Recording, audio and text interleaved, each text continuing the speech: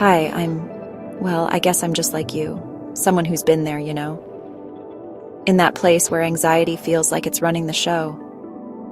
Anxiety. It's like this uninvited guest that overstays its welcome in every part of our lives.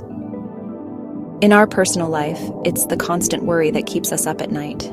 It's the racing heart when you're trying to relax, the overthinking that turns a casual text into a crisis, holding us back from opportunities and success.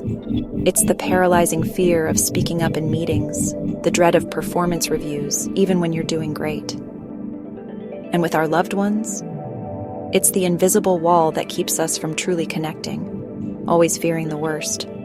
It's missing out on precious moments because you're stuck in your head, worrying about what could go wrong. But what if I told you there's a way to show anxiety the door? A method that doesn't involve medication or years of therapy.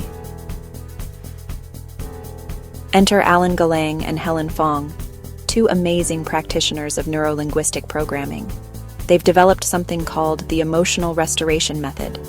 It's not magic, but sometimes it feels pretty close.